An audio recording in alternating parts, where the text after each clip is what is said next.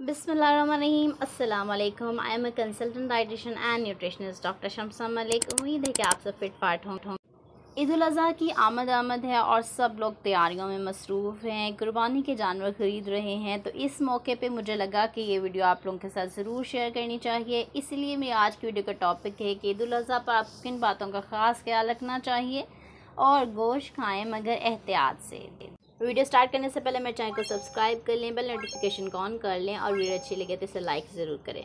ईद उल अज़हा के मौके पर अगर आप चाहते हैं कि आपका यूरिक एसिड ना बढ़े, कोलेस्ट्रॉल लेवल भी नॉर्मल रहे और तेज़ाबियत का मसला भी ना हो और वज़न भी ना बढ़े और दिल का कोई मसला ना हो, तो आपको ये वीडियो एंड तक लाजमी देखनी चाहिए। अब मैं डिस्कस करने वाली हूँ वो तमाम बातें जिनका आपको ख़ास ख्याल रखना चाहिए, ख़ुसूसन ईद उल अज़हा के मौका पर। ईद उल अज़हा के मौका पर कुर्बानी का गोश्त इस्तेमाल करना आपकी सेहत के लिए अच्छा है। ये एक शफा है, लेकिन इसका ज़रूरत से ज़्यादा इस्तेमाल या बहुत ज़्यादा इस्तेमाल एक ही वक्त में आपके लिए नुकसानदेह भी हो सकता है। इसीलिए कुर्बानी के गोश्त का इस्तेमाल आप करें, लेकिन इसके साथ साथ सब्ज़ियों का इस्तेमाल भी करें। कुर्बानी के गोश्त को सरसों के तेल से अच्छे से धो लिया जाए तो ये साफ़ हो जाता है और इसके ऊपर किसी भी तरह का कोई भी जो है खून का धब्बा नहीं रहता। कुर्बानी के गोश्त को फ्रिज में रखने से पहले अच्छे से इसे साफ़ कर लिया जाए, धो लिया जाए। इससे क्या होता है कि ब्लड जो है रिमूव हो जाता है और गोश्त ख़राब भी नहीं होता। चाहे जितनी भी लाइट का मसला हो, बिजली आती जाती रहती है जिसकी वजह से गोश्त ख़राब होने का मसला होता है। अगर आप अच्छे से साफ़ करके रखेंगे तो बिल्कुल ख़राब नहीं होगा।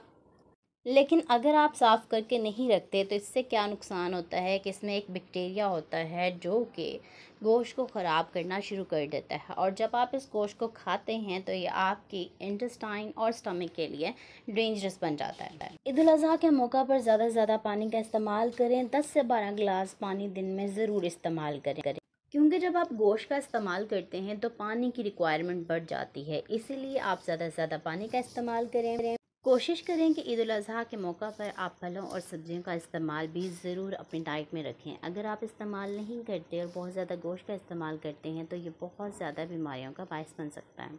जैसा कि बहुत ज़्यादा गोश्त का इस्तेमाल करने से बीपी शूट होने के चांसेस होते हैं, कोलेस्ट्रॉल लेवल भी बढ़ सकता है अगर आप बहुत ज़्यादा गोश्त का इस्तेमाल करते हैं और वज़न बढ़ने के चांसेस भी बढ़ जाते हैं। कोल्ड ड्रिंक्स और मशरूबात का इस्तेमाल कम से कम करें, लेकिन सादा पानी का इस्तेमाल करें और ठंडे पानी का इस्तेमाल बिल्कुल ना करें।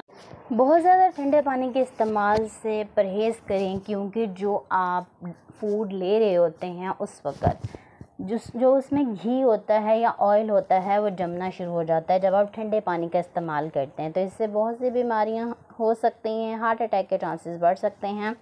कोशिश करें कि नींबू पानी का इस्तेमाल ज़्यादा से ज़्यादा करें इन दिनों में। ऑयल और मसाला जात का इस्तेमाल कम से कम करें। हर खाने के साथ ज़्यादा से ज़्यादा सलाद का इस्तेमाल करें।